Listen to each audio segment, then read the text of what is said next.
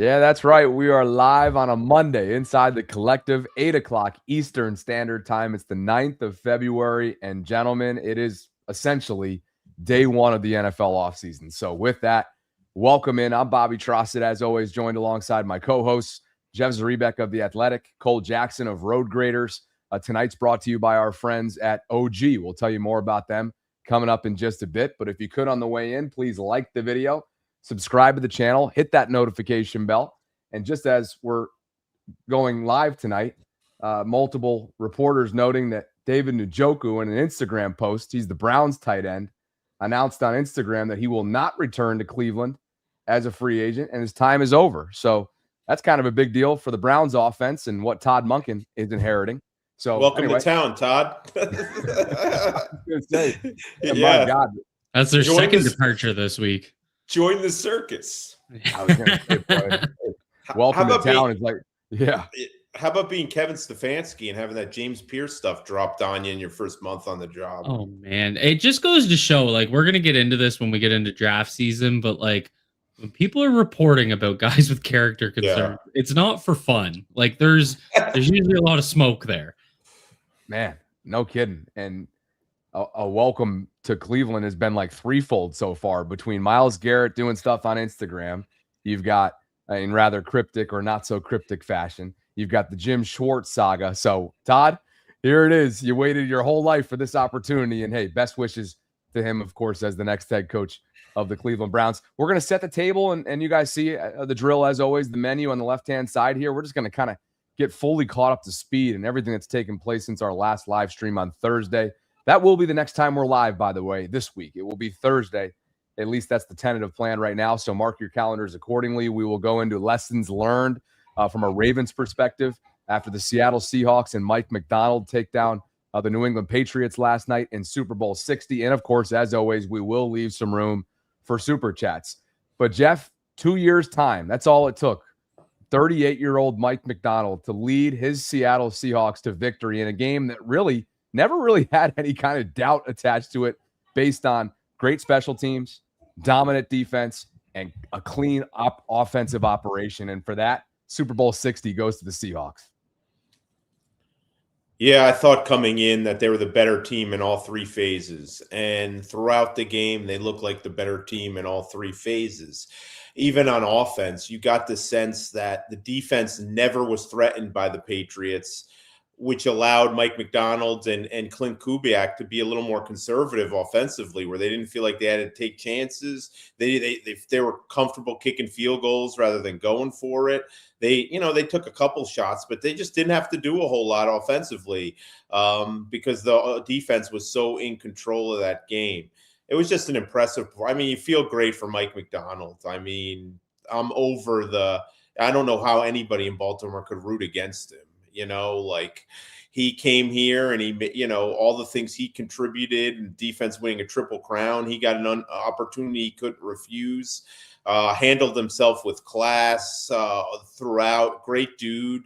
I mean, just an awesome. I'm so glad to see his success and to see him shatter that stupid narrative that only offensive head coaches could win the Super Bowl and teams should only hire offensive head coaches. All credit to Mike. That was, what you want. And I don't even think his offense played that well, but they did in the playoffs when they had to. That's what they did all playoff long. They didn't turn the ball over. They played winning football throughout, and they relied on their most dominant unit, and that was their defense. And as I said, I thought the Seahawks would handle them, but it was even more lopsided on the field, if not the scoreboard, than I expected. You never felt like they were threatened one bit from the Patriots. In fact, I think their Super Bowl was 2 weeks earlier against the Rams. I thought they probably knew that too, that was their biggest threat to winning the Super Bowl. It wasn't the Patriots, it was the Rams. Interestingly enough, they were a team that I don't think they necessarily struggled with interceptions, but they did struggle with fumbles this year. So for them to go into the postseason and do so well with protecting the football, it felt like the anti-Ravens approach where, they did the opposite. The Ravens get into January, they piss down their leg, they turn the football over. They try and do too much. And the Seattle offense did the opposite. They took the easy play. They played smart football. And it was an interesting game when you look at some of the narratives we've seen over the last 5 years. The shift to a pass focus game, and it's all about the arms race on offense, and you need to load up on wide receivers. And it's not that that Seahawks team didn't have talent. That's not what I'm saying at all. On the offensive side of the ball, but they won this Super Bowl by leaning on their defense, leaning on their run game to power their offense. A couple of deep balls that Sam Darnold threw, he left plays on the field. Like, he left a touchdown on the field to JSN pretty early in that game before he got banged up. And he also shouldn't say he missed Shaheed. I mean, Christian Gonzalez made an absolutely play, but he did miss him later in the game as well, where he had a full step. So I just thought it was interesting because you go back to even the 2012 Ravens Super Bowl, and Flacco, hitting those deep shots and making big plays. I felt like that Seattle team didn't necessarily make those plays, but they were just so clean in their execution elsewhere, and that reminded me a lot of how Flacco played in that playoffs. 11 touchdowns, no interceptions, just clean football, safe football, and leaned on their defense. And the interesting thing about their defensive unit, again, not saying they don't have stars, but that defensive line isn't filled with a top 5 edge rusher, right? It's filled with a bunch of good players that Mike McDonald and we saw him do it here. It reminded me a lot of 2023 when he had a guy like Clowney. He got his best year out of him in a while. He got his best year out of Odafe Owe so far in his career in that 2023 season. So it just goes to show Mike McDonald, and I think this is a good sign for the Ravens and their head coach hire. A defensive focused head coach with a young, innovative OC. To be fair, this was Clint Kubiak's 3rd year in his career calling plays. He did it in 2021, 2024, and 2025. Declan Doyle will be going into his 1st year calling plays. But I think that whole pairing of the young, innovative offensive coordinator with the defensive-minded head coach, I mean, you got to feel pretty good about what the Ravens just did with their head coach search. And of course, just a year ago, Mike McDonald moves off of Ryan Grubb after one season as his OC, brings Clint Kubiak in, and now he just touched down in Vegas like an hour or two ago to be the next head coach of the Raiders, as he confirmed himself, which was the worst kept secret in the world in one of his post-game interviews from last night. Jeff, much like it was the case last year, the conversation around the Ravens after what Philadelphia accomplished in the Super Bowl, I think the same case as what Cole was just sort of alluding to can be said this year. Trenches moving forward is the priority, whether it be through free agency, the draft, or maybe Jesse Minter's biggest task in front of him, development internally. And I think here it is, yet another season after what you watched last night be accomplished by Seattle. Ooh, the wrong end of that was Will Campbell, the rookie for the Patriots, certainly. But on both sides of the ball, the trenches were won by ultimately Mike McDonald's group. Yeah, our good friend Daniel Oyefusi, who covers the Browns now for ESPN, used to cover the Ravens for the Baltimore Sun. He had a tweet that was, bang on, as Cole likes to say. It was, we talk all about this stuff all year, about weapons and the toys and all this stuff and coaching and a lot trying of times. Trying to trade for AJ Brown, Yeah. And when in the biggest game, it comes down to who has the biggest badasses in the trenches and who wins that battle, who has the most dudes. What offensive line is moving bodies? What defensive line is disrupting the quarterback? And that was Seattle. That was that game in a nutshell yesterday.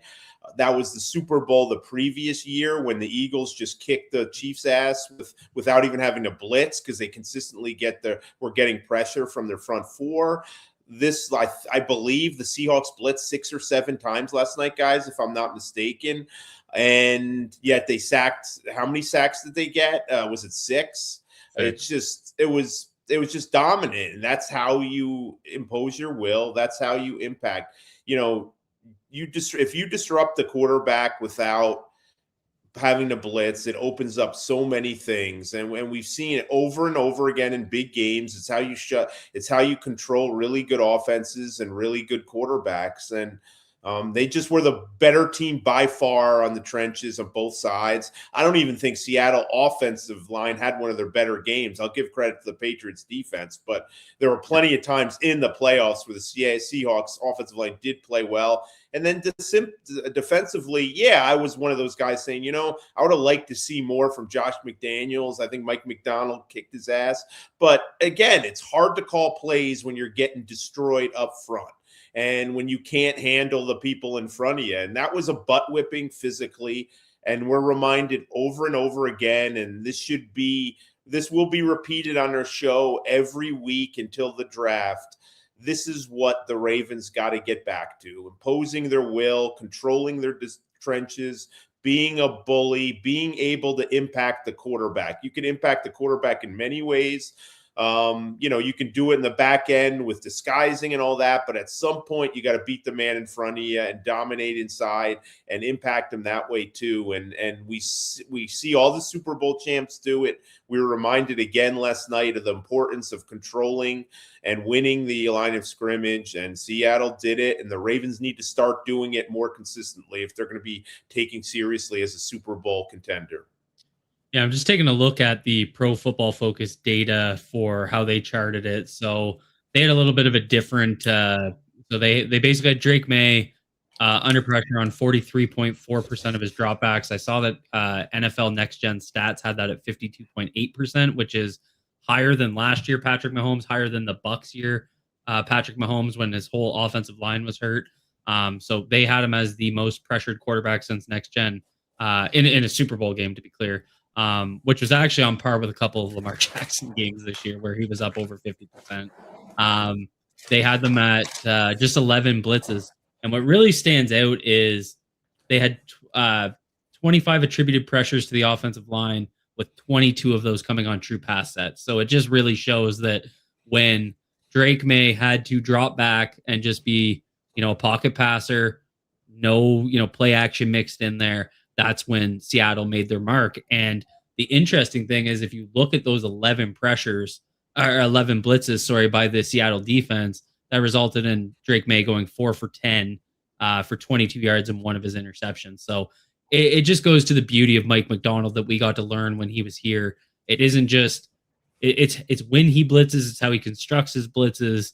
And that was the genius of him as a defensive play caller. And I thought that was on quite literally the brightest stage last night, where you got to really see his genius for defensive play calling. And then, of course, we've already referenced it a couple times, but let me go ahead and throw this up here, because the clean game that Seattle played all throughout the postseason was on full display. And let's see if I can actually get the screen that I need, boys. What do you think? Hold on a second here. Real-time production. Take a look. Don't we have an intern yet? The Seahawks are the first Super Bowl champion to go their entire postseason run without committing a turnover. 7 takeaways created, 0 given up. So, I mean, the anti-Harbaugh. Come on. I mean, I know it sucks to say it, right, for our audience out there, but it is reality that the Ravens have not valued the football enough throughout the month of January in the Lamar era. And obviously their defense has put him and the offense in sort of a razor thin margin of error territory more often than not, Jeff. Yeah. And, there's no perfect roster, and every team has flaws in some ways. And a lot of times when we analyze the performance of the people who put together the team, and man, I don't want to take anything away from Mike McDonald, but John Schneider has been awesome. Like, to build 2 different Super Bowl teams, and it just, he doesn't get talked about enough around the league when it comes to, touting all these GMs. But the reality is, you could put together a really good roster that just didn't perform on a bad night in the playoffs. And, I've covered one Ravens team that won a Super Bowl, and I've covered 4 or 5 others that could easily have won the Super Bowl if they played better when their best was required. And I think, people ask all the time, what do they have to do to get over the hump? There's no doubt that this team, this roster needs some pieces. I'm not saying it doesn't. However, you need to play clean football when it counts. They've been good enough. They've had good enough rosters to win the Super Bowl, and they haven't played well enough when it counts, and they haven't coached well enough when it counts. And the Seattle did those things. They played clean football. They made the other team beat them because they wouldn't beat themselves when it came. If they had to just punt the ball, they punted the ball and played defense. There's nothing spectacular about what they did in terms of their approach beyond just the defensive philosophy and how good they were defensively. And, again, the Ravens will enter this coming season with some holes that every team does. There will be some areas of concern, but they need to learn to play better late in the games, late in the season, in the playoffs. And you saw a team that just hit its stride. I don't think they wowed anybody. Their defense was really good, but they just played smart. They're well coached. They didn't beat themselves, and you see how far that goes, at this time of year. And interestingly enough, the interior of Seattle's played pretty bad. If you look at Bradford, Sundell, and Zabel, they combined for 13 pressures given up. That was one of Zabel's worst games. Anthony Bradford has been to Seattle fans, but Daniel Falele has been to Ravens fans, where they complain about him every single game. And yet they were able to win a Super Bowl with him. And, I always found with offensive linemen, no matter how good 4 of the 5 are, teams that are good in the playoffs are able to attack your weak link. And that's always how I've looked at offensive line play. You're only as good as your weakest link. And you go back through the years, 2019, it was them targeting that left side against Bozeman and Skura. In 2020, it was going after DJ Fluker. Every time they're able to target that weak link on the offensive line. So it just really goes to show how tough it is to put a unit together, but you can have a unit play that bad in the Super Bowl and they still find a way to win. And, again, they did that through their defense more so than their offense. And also, you got to give a big shout out to that Seattle punter. That guy was insane in this game. And again, Jay Harbaugh coaching him. I thought that was pretty funny to see. So let's face it, though, Barmore and Milton Williams make a lot of people look bad. Those are two big, those guys are really good. But it's and again, focus on the trenches. Look at how New England has built that defense. It's built around those 2 interior defensive linemen, and Barmore and the big spend they did last year, Milton Williams. I do think that you look at the roster construction of the Seahawks, and I think Schneider and DaCosta and their groups both kind of see players similarly. I think that's one of the reasons Mike McDonald was so attracted to the Seattle. And one of the big things that you can see on Seattle's roster, and I think the Ravens have done this too, as much as people don't want to deny it, or as much as people want to kind of belittle it, Seattle's gotten players everywhere. Like, you have the early round picks that have really hit. Zabel this year, Emma War in the second round. Obviously, the Weatherspoon, who I thought should have won MVP. I would have given him the MVP just because he was so instrumental in coverage and with blitzing. And I thought the biggest story of the game was the defense. I'm rewarding the most impactful defensive player. But either way, Walker was deserving. But they've hit on big draft picks. They made some trades to get some guys. I mean, Shaheed was a huge pre-deadline pickup. Leonard Williams was really changed them, added a new dynamic. They got players off the scrap heap. Josh Jobe, who had a huge season for him, I believe was waived. And they just did a really nice job. They've spent a little. They've kind of had selective forays in free agency. They just did a really nice job attacking roster building in every way and using every measure imaginable to add players that all fit together and fit well. And you got to tip your hat. I do think the Ravens do approach things similarly as the Seahawks in many ways. I think they look at players the same way. If they didn't have Kyle Hamilton, they probably draft Immenwari before Malachi Starks. You just kind of see defensive players that Seattle likes, and you're like, okay, Ravens look at the players similarly than that. So, I think everything, look, nobody cares. You got to go out there and do it. You got to perform well when it counts. But I think Seattle winning should show the Ravens. They don't need to see it, but it never hurts to get a reminder on how you can win one of these even though you may not be like you may not be a 15-2 type team or have an MVP quarterback or any of that. I think Seattle was just an overall team effort in every way from the top on down. Guys, it wasn't all that long ago that John Schneider made a pretty big, bold decision with the Russell Wilson acquisition. And how about the return on investment when it mattered most? I had a note here in prep for tonight. Andrew Mason tweeted that 3 of the 6 sacks recorded by Seattle and the quarterback hit that would ultimately go on to that game-clinching touchdown, which was that insane interception, came from players picked with draft choices acquired in that deal. So when it mattered most, when the lights were most bright, ultimately Seattle got a lot of return on that pretty big decision that they made from an ownership standpoint a few years ago. And then Cole, you mentioned from a special teams perspective, absolutely. I mean, the punter had himself a night. McAfee was probably losing his mind all night. But how about Jason Myers? He goes a perfect 5 for 5, makes both of his extra points. The long was a 41. And then how about the pin job there from Michael Dixon? So again, as it kind of relates back to the Ravens, that's been a unit or a phase of the game for their standard that's been below standard over the last couple of years under Harbaugh and Horton.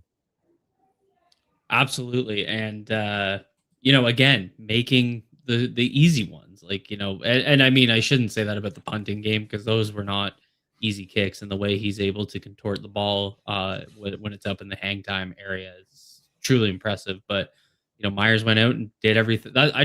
Seattle just showed up like it was a typical business trip and checked every single box. And, it felt so simple for them almost that it just showed a really well-prepared team. It showed me a really well-coached team. And one more thing I wanted to reflect on with the team building, I think both teams kind of show you how important it is to be kind of 3 deep on the interior. You take a look at kind of who made the plays for Seattle. And I mean, their whole damn D-line made plays. Like they had, I think it was 4 guys, 4 of their edge rushers had over 4 pressures per next gen stats. But I mean, they have Byron Murphy, they have Leonard Williams, they have Duran Reed, 3 deep on the interior that they're able to cycle through. New England has Milton Williams, they have Barmore, they have Chris Tonga, they have guys that, Corey Durden, guys that can get out there and eat some easy minutes. So I think when the Ravens are looking at their roster construction and they're really considering how to build, whether that's with or without Matabike, it just goes to show that I think that interior defensive line spot, because of how valuable a rotation is, I think they still need bodies there. And I'd say the same for the edge rusher position, because if you look at it, I mean, Derek Hall only had to play 28 snaps in that one, and came away with 4 or 5 pressures. And you look at DeMarcus Lawrence, who was probably their biggest name in terms of an edge rusher. I mean, Boy Mafe only played like 18 snaps. So it just really goes to show the healthy rotation that they had going at their edge rusher position. And I just think it really goes to show, rather than investing in, 3 or 4 mid-round corners like we usually do, maybe taking a look at the D-line a little bit to bring in some bodies and try and develop out that depth a little bit in Baltimore. Jeff, shall we cut to a read before we keep diving into this conversation and getting some super chats displayed as well? Oh, you guys make the decisions. I'm just along for the ride. With that in mind, a brief message from our new sponsor. More on the other side. But I want to say thank you, and we all want to say thank you to today's sponsor and our newest sponsor. That is the folks at OG. And if you're a Baltimore fan who's always breaking down Lamar's next big play, debating strategy, or talking through Baltimore's path to the playoffs, OG is built for you. OG is a prediction markets platform where instead of traditional sports betting, you trade real-world outcomes. On OG, you're trading simple yes or no outcome contracts. So, for example, you can trade outcomes like, will Lamar throw for over 250 yards this week? Or will Baltimore cover the spread? Just a couple examples there. Prices move in real time based on market demand, which basically reflects how confident the market is in that specific outcome. OG prediction markets are derivatives products offered by Crypto.com, Derivatives North America, a commodity futures trading commission regulated exchange. It's available to eligible users. Some state restrictions do apply. And right now, OG is running the big game bonus. If you sign up and start trading predictions during the campaign window, you can earn bonuses based on your total trading activity with a chance to earn up to $500 in bonuses. OG isn't just sports either. You can trade markets across politics, economics, and more. Check leaderboards and jump into live chat to see what other fans think. That's Baltimore fans like yourselves out there included. If you want to check it out, head to OG.com or scan the QR code on the screen that you see. We appreciate them for the continued support of our program. And we appreciate all of you guys for being with us on this Monday. We'll be live on Thursday this week as well. Appreciate OG for the continued support of the program and over 500 concurrents tonight. If you could on the way in or out, please like the video, subscribe, hit that notification bell. Let's cycle through some super chats, gentlemen, beginning with Sammy, who writes, did Minter or EDC dictate the coaching hires? Jeff, any insight there in terms of the balance that went into the evaluation process? Both were involved. Jesse got some of his guys. Eric was involved in suggesting. I don't think any coach was added that either side wasn't comfortable with. But when it comes to a young coach who doesn't have an extensive tree, I mean, he's going to lean on the organization somewhat to help out and get him some guys. And my understanding is that at least with, I don't know about all of them, but quite possibly all of them, but a lot of the main ones, the Ravens front office was involved in the interview process and all that. They took this very seriously, which is why, I mean, we're still not done. There's still a couple coaching vacancies that they have to fill. So they're doing a lot of work on these coaches. There's a lot of legwork going in. There's a lot of discussions between Eric, Jesse, other members of the organization. And they talked all along about how this was going to be collaboration in every phase. And this coaching thing it fits under that. There's not, as I said, Jesse says, hey, this is my boy. I want to bring this guy in. They're going to bring him in. That's how it works. But there's certainly Eric DaCosta has a say and a role in these hires as well, particularly some of the big ones like coordinator. Like, look, they wanted Anthony Weaver back as defensive coordinator. There was no ultimatum given that Jesse Minter had to hire him, and they went through the process. Jesse had to be comfortable with it, but this organization wanted Weaver back, and they got Weaver back. Now, if Jesse was making the sole call, would it have been Weaver? I don't know that for sure. He's obviously very comfortable with Anthony, but let's face it, this is a guy the organization wanted too. So I'm sure that was made very clear as they went through this process, and they got the guy they wanted. Cole M. Frazee's in the building. Regarding the defensive system that was developed in Baltimore and is now used in Seattle and LA, who actually deserves the most credit? Harbaugh, McDonald, Martindale? Did Minter have a role in it? I mean, I always found this interesting because a lot of people talked about there was this thing that was going around when we were hiring Minter that Minter designed the system in Michigan that McDonald implemented. I mean, I don't think McDonald and Minter run the same system, so I don't really. It's not the same. You're going to see a very different defense under Jesse Minter that you saw under Mike Macdonald. Mike Macdonald, he used a lot of cover 3 and cover 6 over top of a lot of creative blitz, and you saw it last night. Delayed blitzes, the way they'd stunt linebackers in the mix with defensive linemen to create some of those opportunities. They'd bring corners up. I think a lot of that probably leaned on some of the stuff that they might have learned under Wink Martindale when they were working with him. But then you look at Wink Martindale and he did it every play, not just on selective plays. So, I mean, I don't really, they're two very different systems. What you're going to see from Jesse Minter, it's a cover 4 quarters zone match coverage system. That's not something that Mike Macdonald ran a significant amount of. So, I mean, they're not the same system. You're going to see a much different defense. You're going to still see blitzes. I mean, football is one of those things. Like, I always see this when people talk about X's and O's on offense. Everybody runs the same stuff. It's just good coordinators know when to call it, how to coach it, and how to work within, the battle with the guy on the other end of the field. I don't really get that because I just think McDonald and Minter run completely different defenses. They do. I agree with everything you're saying, Cole, but yeah, Harbaugh doesn't get enough credit for like him and Wink sat down that one off season several years ago and sort of redesigned how they were going to play defensive football, and other people were involved. McDonald's obviously put his own wrinkle on it, but that started with John Harbaugh and Wink Martindale redesigning the Ravens' defensive schemes. They totally started over defensively that one off season. I forgot exactly what 2017 was that? Yeah, I think that sounds right. And so they deserve credit for that. Both of them do. Stevito says, "Are you happy we got Minter, or would you prefer Clint?"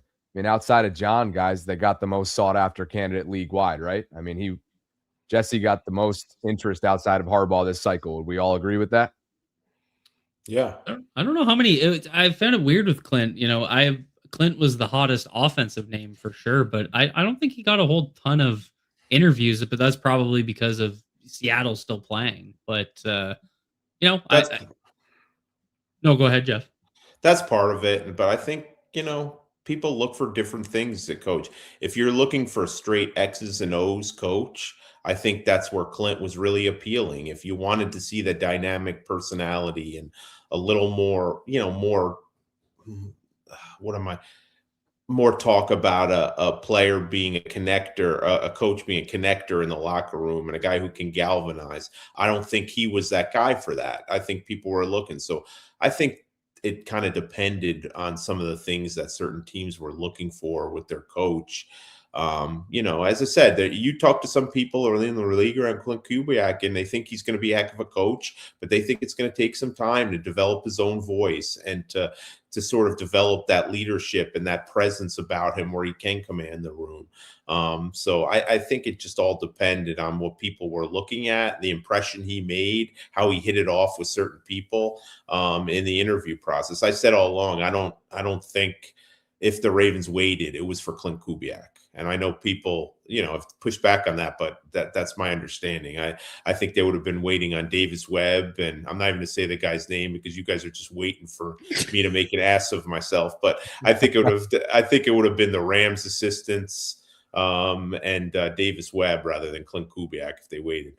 Well, I thought it was so interesting just on that note is Mike McDonald talking about, I think this was last offseason, how important it was for him to develop his public speaking skills. Yeah. And, yeah. I thought that was one hell of a vulnerable, kind of thing to say publicly, but it reminds me a lot of Clint. And I think it's interesting to see Clint, spend a year under Mike McDonald that, seemingly had to go through that process of, I guess, social maturity. I don't really know what you'd call it, but it's tough to get in front of, 53 young guys and, command the room. Like, that's not easy. Yeah. It was pretty funny last night. Stacey Dale's NFL Network was doing a post-game interview with Clint, and he was kind of doing the, tight-lipped approach, the first couple questions, the first couple answers, and then finally put on his Raiders hat. Finally, at the end, he's like, "You guys already know where I'm going. Hell yeah, I'm going to Vegas." Like, it was just this hilarious little look at in terms of what he's now going to embark on in this new chapter. And like we mentioned, he did just land a short while ago in Vegas to be the next head coach of the Raiders. That brings us to Josh. And if it's a draft question, you know where this is going. Do you think we'll get an update from Nnamdi before the draft? Think that decides which way we go at 14. I'll hang up and listen to you, Cole. I mean, I can't tell you anything about Nnamdi. We're going to be asked this question every show that we do, and I think the answer is going to be the same, that we don't know until Nnamdi Madubuike speaks himself. I will say if Nnamdi could chill on the cryptic post, that would be lovely just for my own mental health. Yeah, I mean, I've been diving into the draft. I've gone through, if you guys follow me on Twitter, I've gone through a lot of guys in the last week. And I think it's really, I was actually talking about it with Jeff this morning.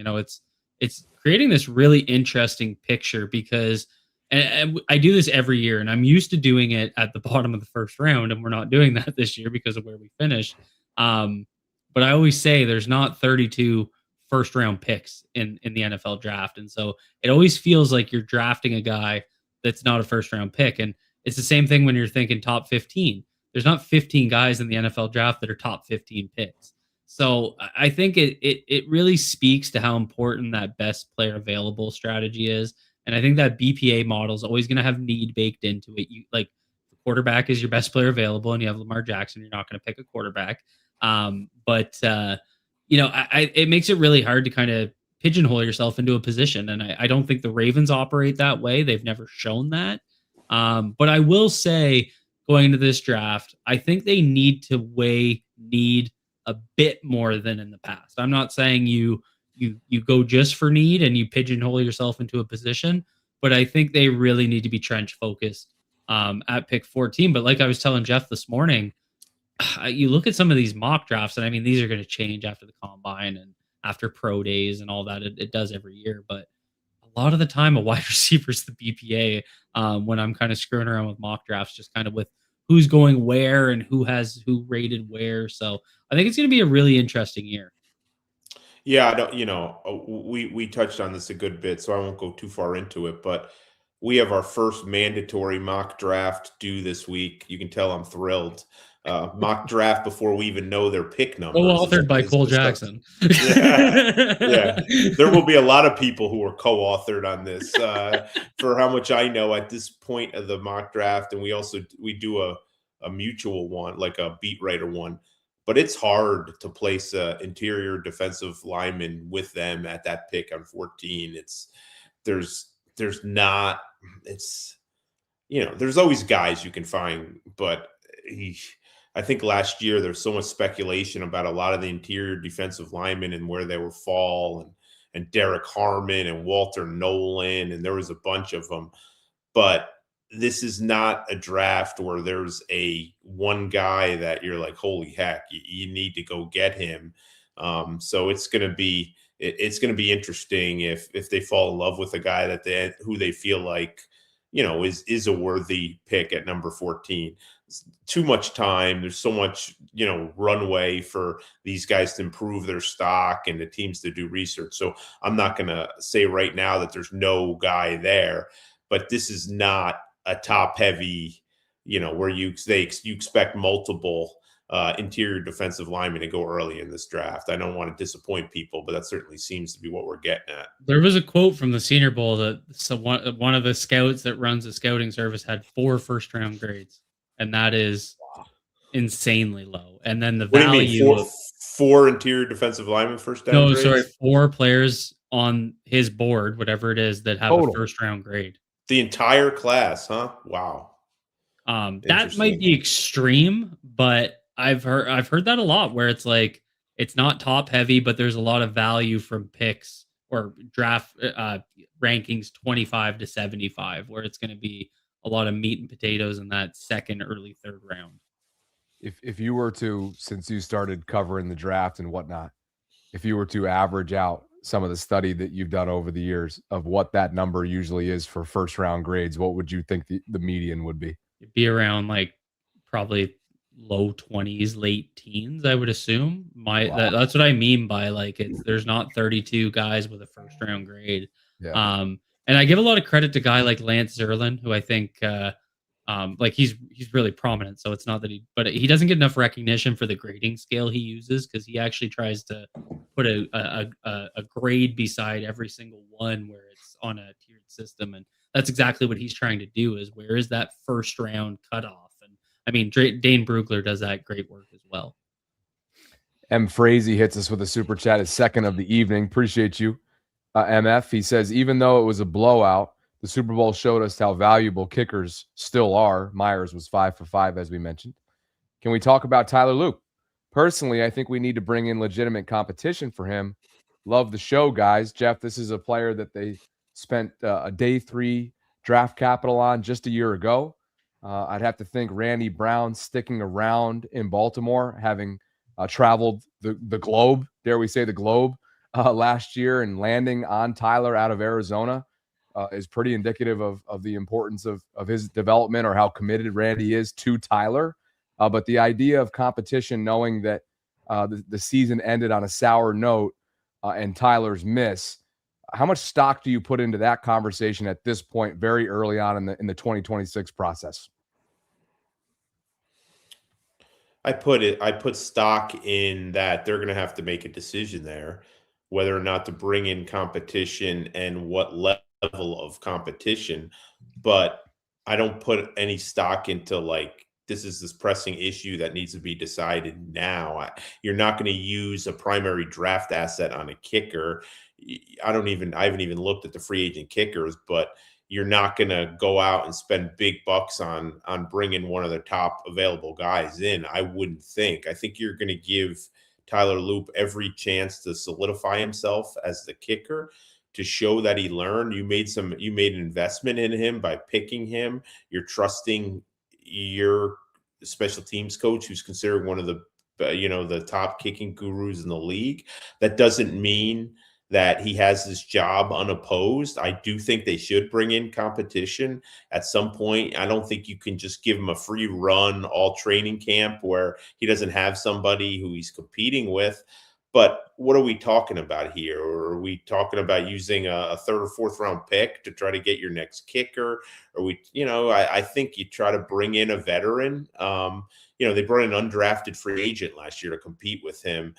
Maybe you try to get a little more legitimate competition by bringing in a veteran who's been there, done that, and would be a worthy competitor for him. But I don't think they're ready to scrap the Tyler Loop. I think they drafted him for a reason. They trust their people, and they believe in him that he's going to develop into a kicker. But in saying that, you have to have somebody else that you could turn to in case he doesn't recover, in case this becomes a habitual thing, in case you're just not seeing what you need to see this summer when he's kicking. There's about 5 guys in the top 15 that are free agents. So I mean, like, probably going to get re-signed by their teams. That's usually how it goes with kickers. But a couple of the prominent ones: Eddie Pinheiro, Zane Gonzalez, Joel Sly, Nick Folk, Daniel Carlson. So there's definitely, like, the route that I think they should go is to bring in a vet and then also bring in a UDFA and have a kicking competition. And that's kind of what they did last year. They just didn't really bring in a vet, but I think they wanted to give someone to push the rookie a little bit. And can't remember his name. He was out of Wyoming. John Hoyland. Yeah. And he gave him a good push. Like, I mean, he kicked pretty well based on the training camp reports. I think it was our good friend Jonas Schaefer that was tracking that. Like, thought that was his full-time job at training camp, was just tracking the kicking competition. But I think it'll be interesting to see how they play it. I would absolutely bring in competition for that spot. Somebody asked me an interesting question today, guys, and I forgot. My friend Phil on Twitter, he's kind of a character. Phil Suzuki? Yes, that guy is something else. I never know if he hates me or likes me. I can't tell. He probably hates you. But, he probably hates me. But he said, why isn't there any talk about them franchise tagging Jordan Stout? And I guess, from what I get, kicker franchise tag, punters are grouped with kickers. So the franchise tag for a punter is almost $7 million. And I think the highest paid punters in the league right now are making about $4 million. I think the highest guy are at $4 million, maybe $4 million and change. So I would think that's why you wouldn't franchise them, because it's out of whack with everything else. But hey, we're talking an extra $3 million here. I guess it's not the end of the world. That they bringing back Randy Brown. It's possible that Anthony Levine could be back, maybe even their head special teams coach. He's interviewed multiple times for that job.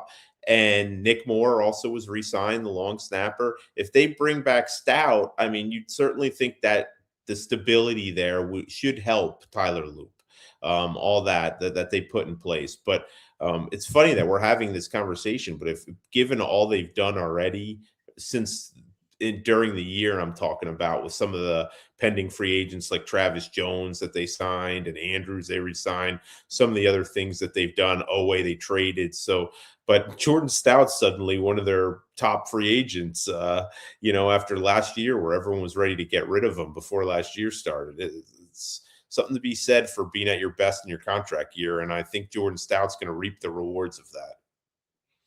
That he was a former 4th round pick. Remember the onslaught of 4th round picks they had in 2022? My gosh. I mean, I can rip off a few, right? Likely, Pepe, Kohler. JAD, Kohler. I mean, those are 4 right there. We had half the round. Right? So, yeah. Homegrown talent who, to your point there, Jeff, maybe doesn't get enough credit for his reliability, accuracy as a holder. Yeah. I mean, he had the notable year as a Well, remember the years of the Wolfpack? I mean, they had the same 3 core for what was that, a decade? Like, Yeah. and Morgan the name Cox. of who's their long snapper? His name's completely slipping. Morgan my mind. Cox. Morgan Cox. That's Morgan Cox is still snapping in Tennessee. Just what an unbelievable career what a that cool guy job. That's what I should have put all my time. I'm Great, gonna do that with great my dude kids. too. All of One my of my time favorite guys I've ever covered. Just such a good dude. Yeah, and everybody seems to love Nick Moore. Maybe there's something about these long snappers. They just got the beaming personalities. Dude, look out for him in some different special teams formations. That dude he's a truck. I mean, that guy can lay you out, and he could have played professional baseball, as I know you've probably written over the years, Jeff, and dug into his past. That guy was a dual sport athlete and played at Georgia.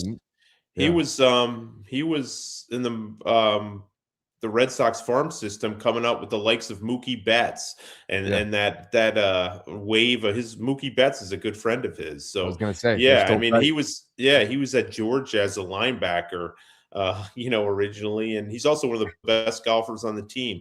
Him and Kyle Hamilton. So he's a really good athlete.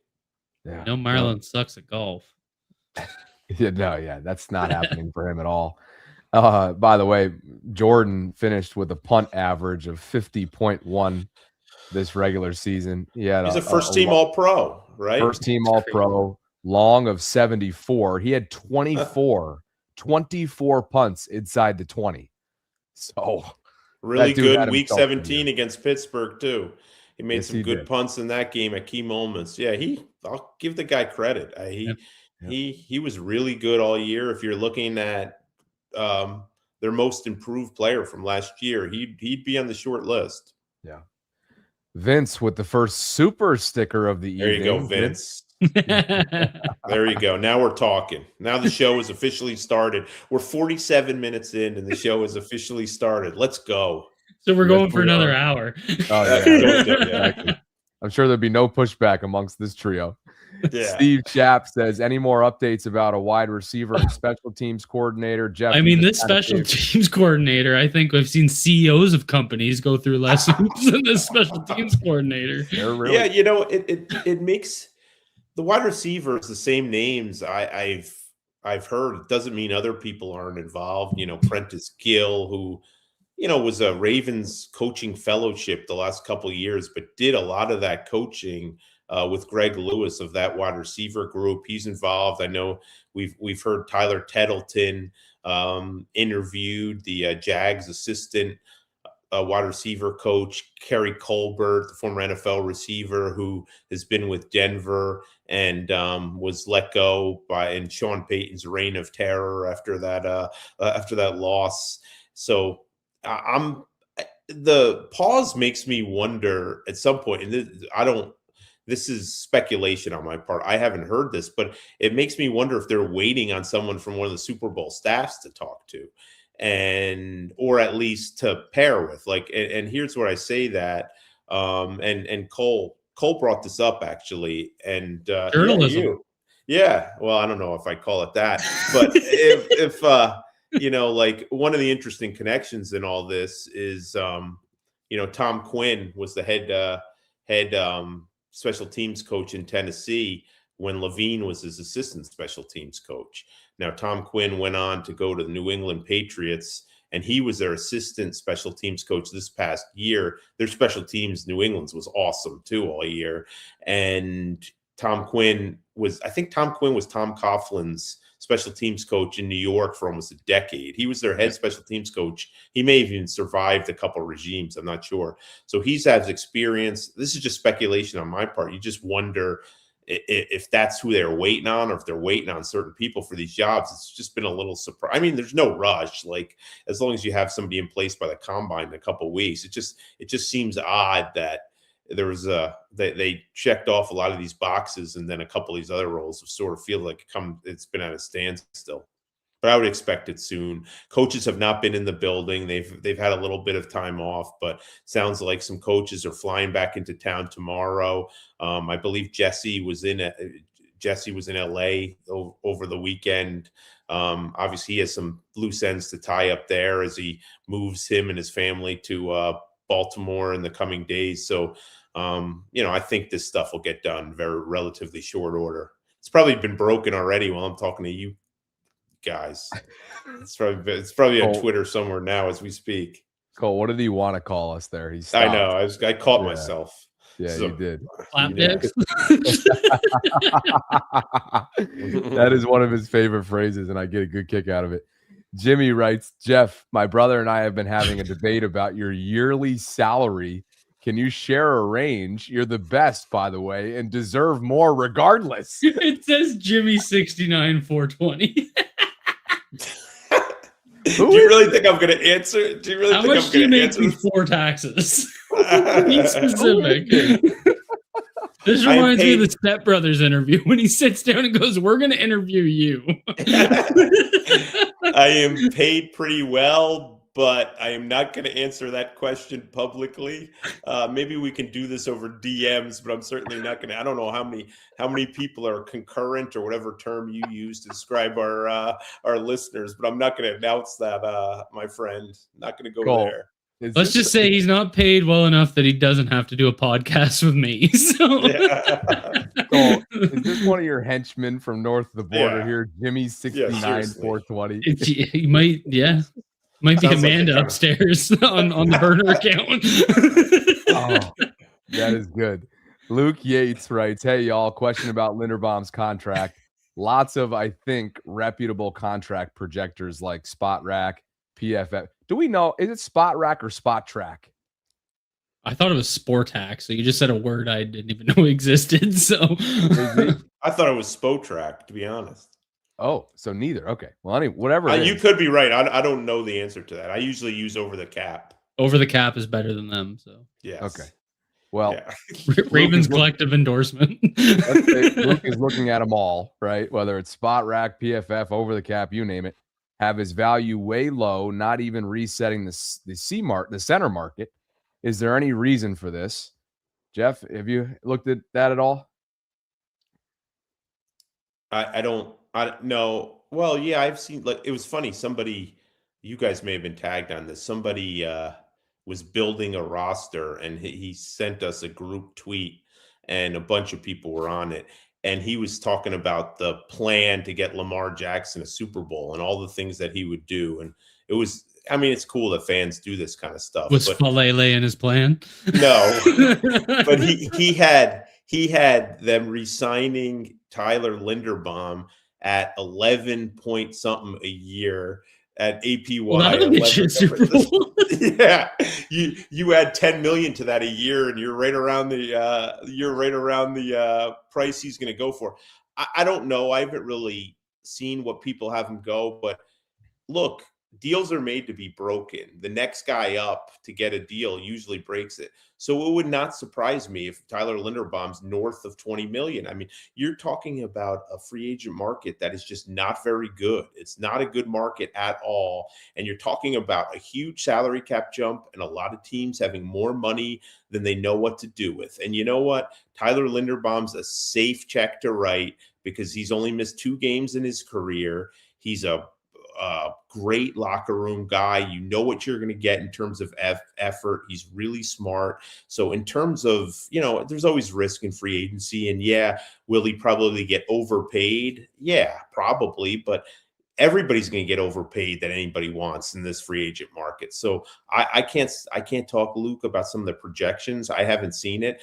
But would I be shocked if he's the highest paid center in football? No, not at all. I mean, this is kind of how it works. And he's next guy up, and he's considered a top 5, pretty unanimously considered a top 5 free agent in this entire class. So he's going to get paid probably, if you're seeing modest expectations, I agree with you. I'd say higher. Yeah, I think Creed's at 18, right? So, I mean, it usually the way it works if you're in the top 5, and it's a little bit different with positions like center because there's just not as many highly paid guys. But usually if you're in the top 5, you're the highest paid until the next guy in the top 5 gets paid, and then they beat you by a little. And then it just kind of, once Creed gets paid again, he'll beat Tyler. And, Jay-Z's right. Like, you look around at what some of these teams with that much cap space need. And unfortunately, it's center. I mean, Garrett Bradbury just got beat up and the Patriots have $100 million. Like, The New York Giants need a center, and John Harbaugh just went there, who knows Tyler exceptionally well. So, I mean, there's going to be a market there. And I have a feeling that I think what the deadlines or the window opens on the 17th of February. I won't be surprised if Tyler Linderbaum gets that franchise tag. And even if it's for the intention of working out a long-term deal, which we've seen them do in the past. I mean, Suggs got it, I think, twice, right? And then they got a deal done. He didn't play on the tag. But I wouldn't be surprised to see Tyler get that tag. I think he's too important to building out this roster. Jeff said it every week that we've recorded. You can't replace all three interior spots. Like, it's just, that's too much to do when you have other needs on this team. Yeah, two more points, guys. There will probably be some teams who just don't believe in paying a center that kind of money. So you may lose some bidders there, but there's going to be too many. And this guy is just checks every intangible box there is to check. So I don't. He's going to be highly, highly coveted. And the closer he gets to the free agent market, there's already. I know it's illegal, but you know how these things work with the tampering. It will be made clear to him well before free agency opens how much money is going to be available to him. That's how some of these guys sign 3 minutes into the free agency window, because they're well aware of it. The second point I would make about Linderbaum, I'm not going to sit here and claim that him and Lamar Jackson are like best friends. They're two very different people, but they like each other and have a lot of respect for each other. And Lamar trusts him. Tyler trusts Lamar. They know each other well. When this offseason, so much of this offseason has been about making sure Lamar is on board with what you're doing and who you're bringing in with the coaches and all that stuff. I don't see how you let his 3-time Pro Bowl center walk out the door, even if you have to overpay a little bit. You're going to have to overpay. You're going to overpay in this market. But I unless you have an in on how you're going to get a above average center from day one, I think it's a hard thing to do to just let him walk out of the door. Yeah, you may say, wow, we overpaid for him, but someone's going to. And the opposite side of that is needing to fill 3 spots in the interior offensive line. Not to mention, he perfectly fits the run scheme that's coming in with Dwayne Ledford. Like, perfectly like a glove. And as you originally pointed out, more journalism for you, Cole. You're learning. I'm really proud of you. I think I don't know what I'm getting out of this. Here. Yeah, I don't know what I'm getting out of this association with you, but I sure as hell know what you're getting, and it's really rubbing off on you well. No, I'm kidding with you, buddy. But you're getting a couple chuckles, is what you're getting. Yeah, 3-4 times a week, you get a couple chuckles, and we're getting 5 times a week. We're getting some damn super stickers. That's what we're all 3 of us are getting. And as you said, Tyler Linderbaum roomed with Declan Doyle's younger brother at Iowa. And I love how you're like, where did you get that? And I was like, I honestly don't remember. You were wrong. You were wrong, Cole. First of all, you said it was the younger brother. Yeah, is that what it was? No, you said Linderbaum's brother roomed with Declan Doyle, which, if we're going to be complete journalists here, we got to be factually accurate.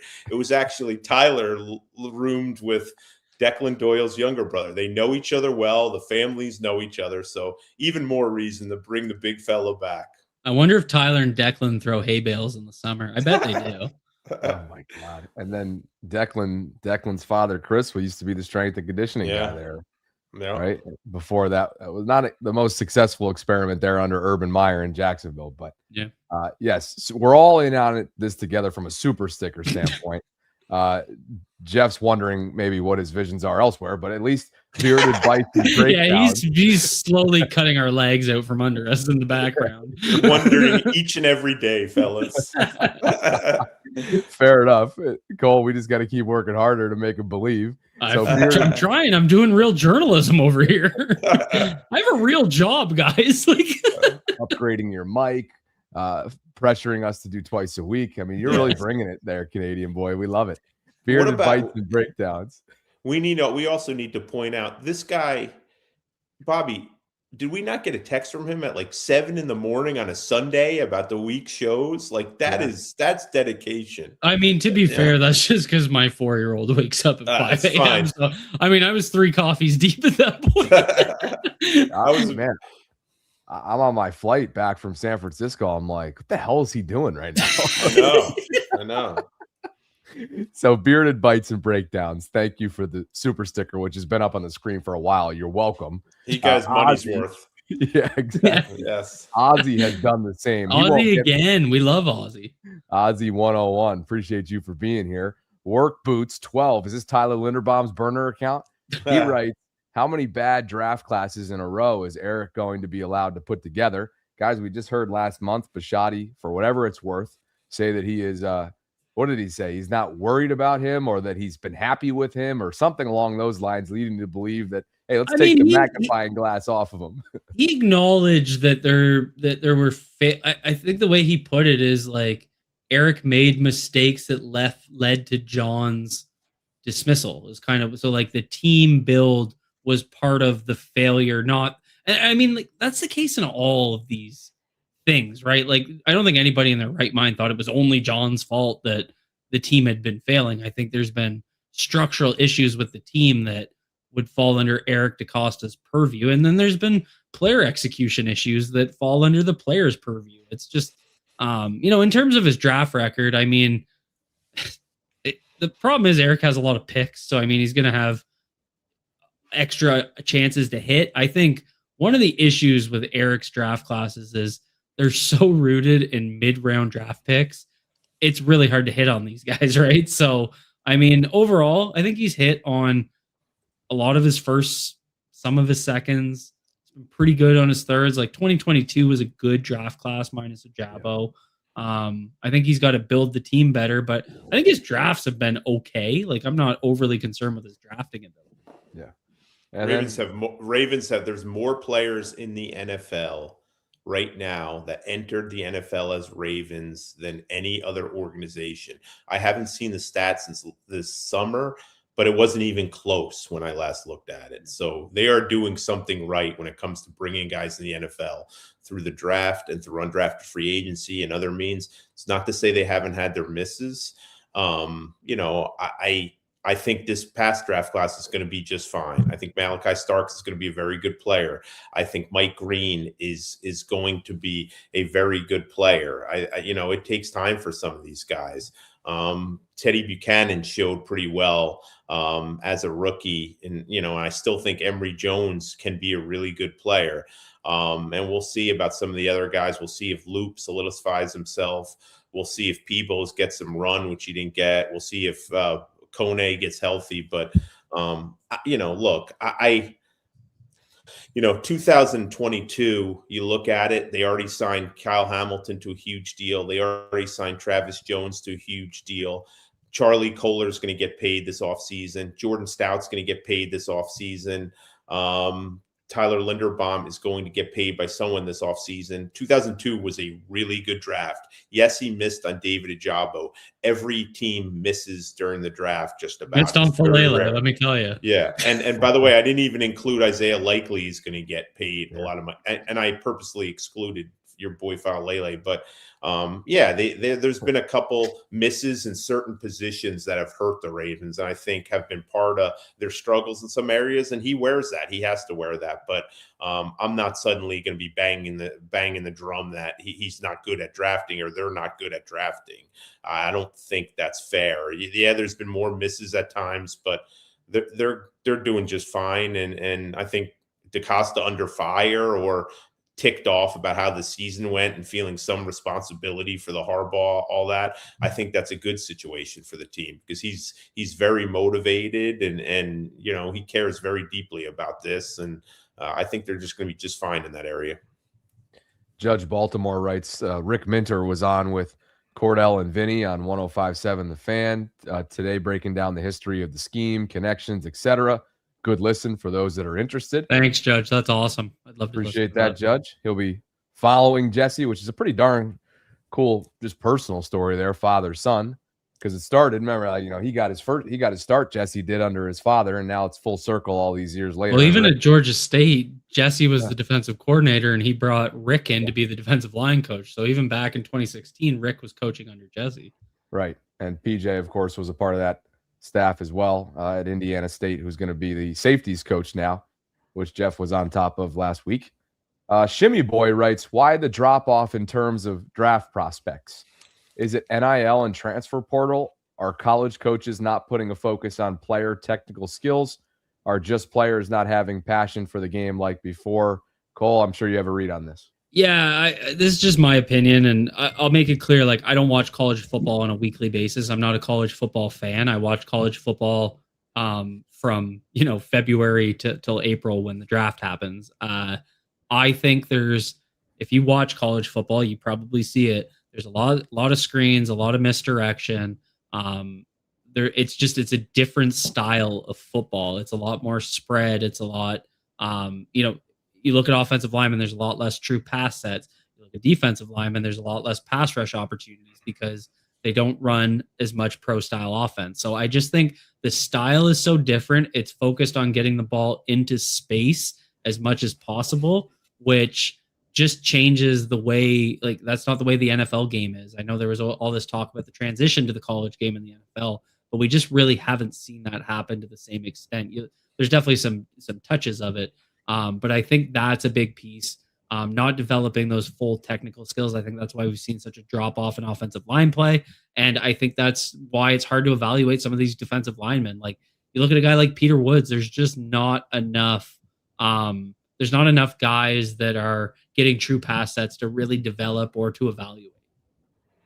Also, thanks, Jimmy. I won't go too deep on this, guys. These guys going to 4 or 5 schools, so in 5 or 6 years, that's got to be hard to develop that way as players.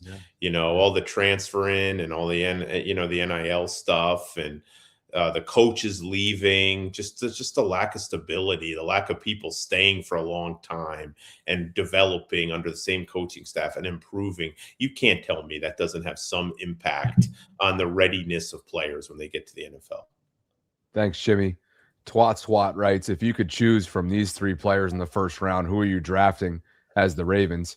Caden Proctor, Ruben Bain, or Messidor? I mean, it really starts. I would knock my grandmother over running to the podium. That's how fast I would get there to draft Ruben Bain.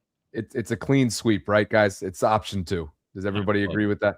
I'm not sure if I was the Ravens and I had the 3rd pick in the draft, I wouldn't pick Ruben Bain. I grandma over on the way. I don't know.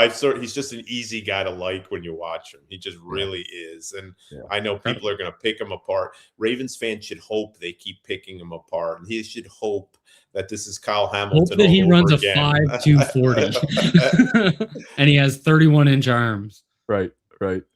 The things that everybody's obsessed. Just ask Kyle Hamilton, right? Back in his day about his speed time that day. Stevito, another one. When are they going to? This is designed for one guy and one guy only. And Stevito wants to know, when are they going to announce the Fa'alele extension, Cole? Stevito, I love you, but next question. I'm just here so I won't get fined or yell at Stevito. Ryan Stryker with a super sticker. And on top of that, he sends over a same minute super sticker. That's nice. That's nice. Ryan's the MVP of the show. $10 of super stickers. You can't beat that, boys. In this economy? Clinton wants to match Ryan Stryker with a Jay-Z themed super sticker. And that brings us, thank you, gentlemen, to Chris Chase, who says, hey, fellas, love the show. Is Mark Andrews' contract tradable? Any scenario that you can imagine where they trademark and keep Likely and Kohler? Jeff, you've been on this from the jump when we, first learned of how things kind of went behind the scenes dating back to the summer. Isaiah's decision to bet on himself, and then days or weeks later on a pretty standard rep with Sanusi Kane, comes down awkwardly, misses the first month of the season with that foot fracture or semi-foot fracture, and the day that he comes back, Lamar goes out for the month. I mean, just a terrible break to his contract year. Yeah. I don't know. I don't think it's tradable. I mean, I think I was just kind of looking real quick, and I mean, you're in the hook for like $8 million dead money immediately, and you don't get anything that's pre-June 1st, and you don't get any savings by trading it. I don't know. Like, you could figure some stuff out, but I just don't. The guy just signed 6 months ago, or was it even that long? I don't even remember. Everything you could see. I just don't. It's just hard to find a way, as much as Lamar loves Likely and as close as they are to Likely, and as much as they're going to need another tight end. I just don't see any. It's hard to find a scenario where he's back, because I think he's going to get paid a lot. He's going to be one of those guys. He's an early candidate to be one of those guys that's, you say, he got what? And I just think there's going to be, just his youth. He's so young still, and some of his playmaking ability, how he's flashed. I just don't see that. I don't see how they could bring him back. I mean, I think they could find a way to keep Kohler if they're really motivated to do so. And you're going to need that other guy. I don't like them having to find 2 tight ends. It would be, and maybe a fullback. You don't know with Ricard. We talked about that a good bit, but at least one of them. I think you want to try to keep one of those guys, and Kohler just makes a lot more sense because of his skill set, and he's going to be much cheaper. Ali is on this exact topic here. Do you guys know why they chose Mandrews over Likely? He's gotten worse every year. Is it really just because he's the cheaper option? Jeff, he was willing to play ball. They Yeah. did not want to. They did not want to go to the offseason and free agency with all 3 of their tight ends and their fullback as free agents. And Andrews was motivated. Andrews wanted a deal the previous offseason. Andrews was willing to talk. Andrews was willing to negotiate. He was willing to play ball. They tried to get Likely done at multiple occasions, and they just were never able to make any progress. And the kind of money Likely was looking for was not what they had in mind. And they know that as he got close to the free agent market, they know how many teams have money to spend. They just know he's going to probably get what he wants or similar, and it's more than they're willing to pay. So they moved on and got Andrews. And, as I said, I think that's a legitimate criticism. The question whether they shouldn't have just waited and rolled the dice, but they didn't. So this is where they are. On top of his 2 super stickers, Ryan Stryker Cole hits us with a 3rd super chat. Don't think we need big name edge. They're super expensive, and it's proven the big name edge doesn't bring the Super Bowl. I trust Minter's system to bring it. I mean, I don't expect them to go do it. So I will say that their best year of developing a pass rush was under Mike McDonald with, kind of, I guess what you could call the Seattle approach of having a healthy rotation of guys that could get after the quarterback and cause disruption. So I would imagine that's the route the Ravens are going to go. I would probably go do it, but I don't think they will. So we'll find out. Thanks, Ryan. How about this? This is a new name. Badass Blackbirds. Badass Blackbirds writes, "What's up, guys? Do you think Justin Tucker is done in this league? Is it a ridiculous idea to have him come to camp under the new staff?" I think the second answer, we all would say yes, based on optics. One, is this Jerry's burner, right? Or what? Whose burner? Jerry's. He just wants to talk Justin Tucker. Hey, to the first question, this was within the last couple months down the latter half, he got multiple visits, right? At least I know he was Rams. I think there was there Cleveland, 3? It may have been as many. Saints was one of them, I think. Saints was one of them. Was it the? Yeah. I know the Rams, Saints. I think there might have been a 3rd one in there at some Cleveland? point, 2 or 3. Cleveland. I don't Jeff, remember knowing him, don't you think he's working his ass off to stay in shape, stay in the game, and let as much time pass as possible, right? I mean, yeah, but I would have thought he would have gone in and wowed these teams in the workout, and they would have signed him. And you wonder their intentions. Were they legitimate, or was it just to throw a trial balloon out and say, oh, how are our fans going to react to us bringing him in? Or how is the media at large going to react? Or how is the NFL going to react? I don't know. It's funny. I was talking to our, the Giants can never seem to find a kicker. I know Graham Gano's been pretty good, but he's gotten to the point where he's hurt a lot now. And the Giants went through a bunch of different kickers this past year. I reached out to our Giants guy, Dan Dugan, and I said, would it shock you if the Giants, John Harbaugh brought back Chris Horton, brought back Justin Tucker? And but then I thought about it, and he mentioned this, so I won't give him the credit. But with the whole thing going on with Tish, the owner, and him being in the allegedly the report of him being involved in the Epstein stuff, I don't think you could make that move in their shoes. So I would have thought someone would have given him a chance this year to come in at least. But I mean, the more Cole said it himself, there's a lot of good kickers who are free agents apparently, and there's always going to be 2 or 3 teams that opt to go kicker in the draft and get their guy that way.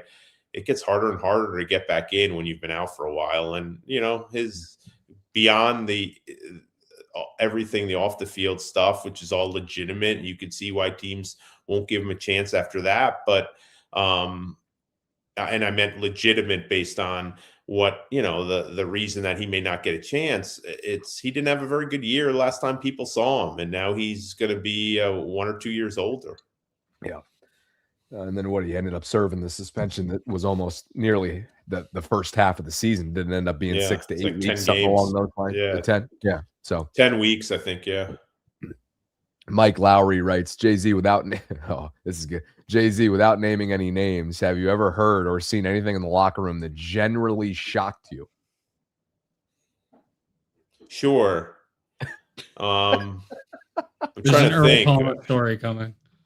Oh no, not really with Earl.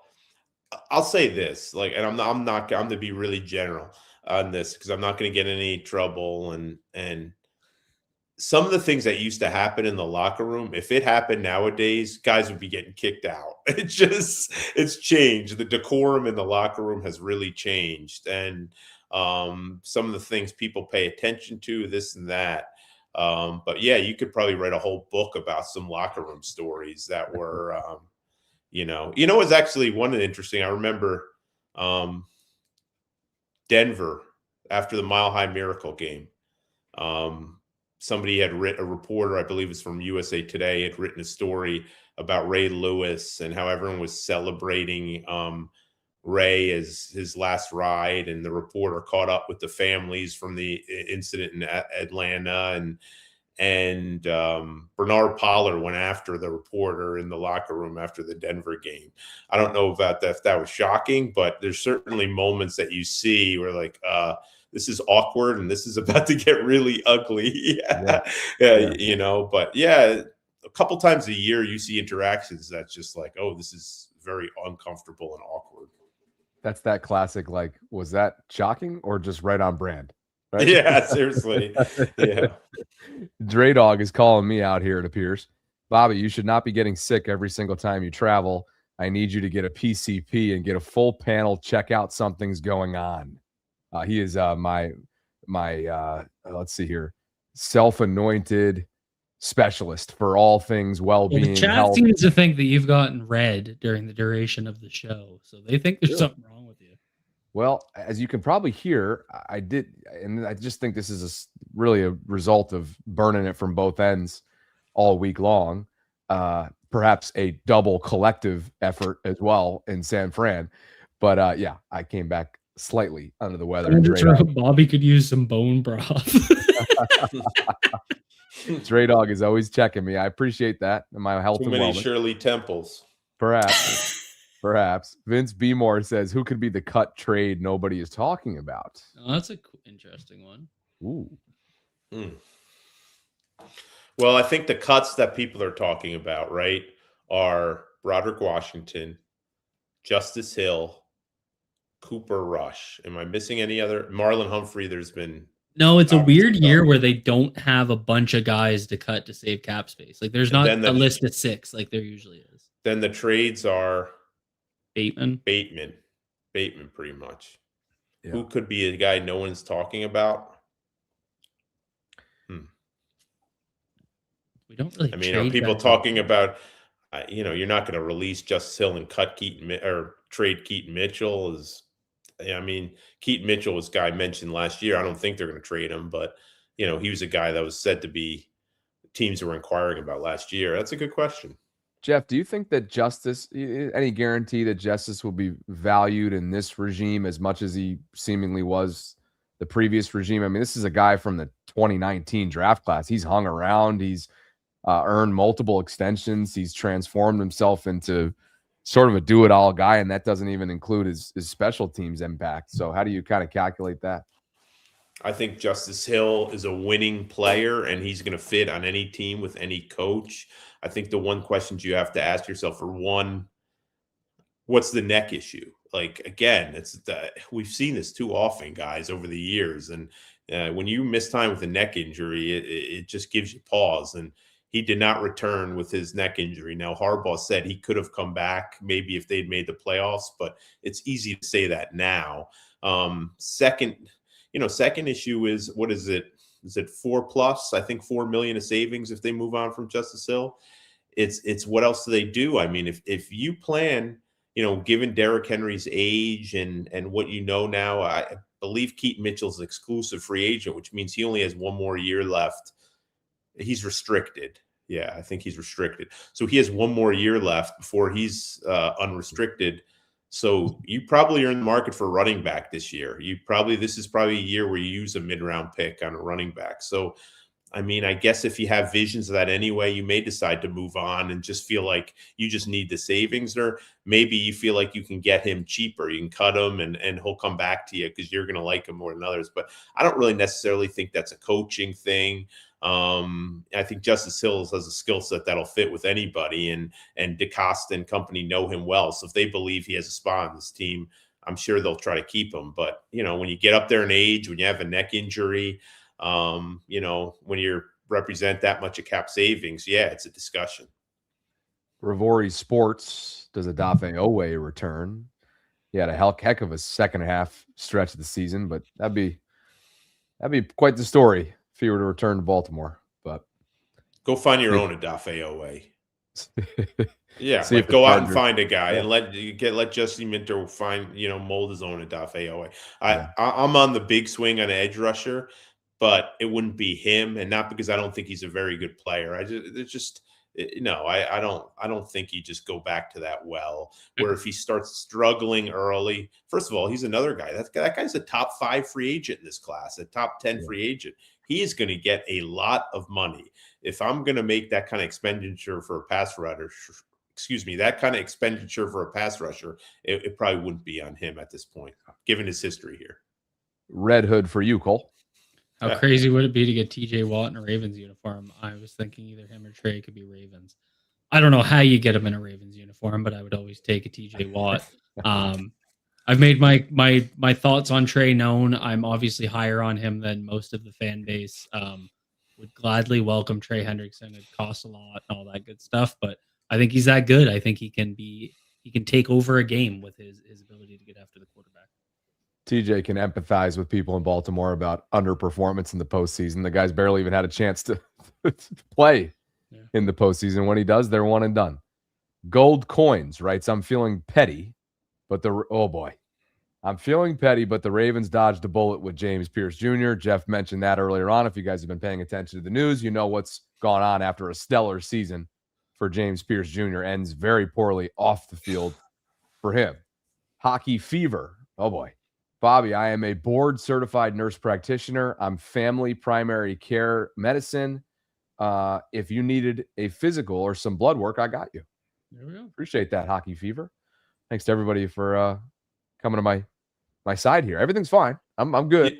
You know what's funny, guys? You know what's funny? I'm actually not worried, Bobby. I'm just I mean, just got to suck it up sometimes. Let's go here. That's why I'm here, Jason. But the Falcons traded in front of the Ravens, believing that they were going to pick Pierce. I don't believe he was ever even a consideration.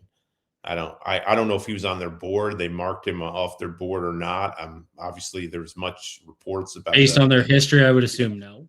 Yeah, but there were much reports about character red flags, but they weren't picking him there if Atlanta didn't trade up in front. But yeah, sure. I mean, every year you see people who want them to take a chance on certain guys. Some they do, some they don't. I mean, we saw Mike Green; they took a chance on him.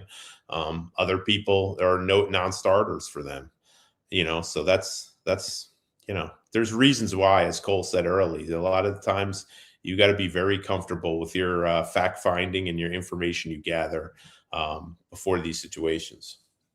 We'll leave it at that, boys. Appreciate you guys for spending almost 90 minutes with us on a Monday. We'll be back live on Thursday, same time, same place, 8 o'clock Eastern. We appreciate OG for the continued support of our platform. If you guys could, on the way out, please like the video, subscribe, hit that notification bell, tell a friend. We are sticking with this programming-wise throughout the offseason, and every week it might change just depending on what nights work best for this trio. And we appreciate you guys, again, for spending some time with us tonight inside the collective. Catch up with you on Thursday, 8 o'clock Eastern.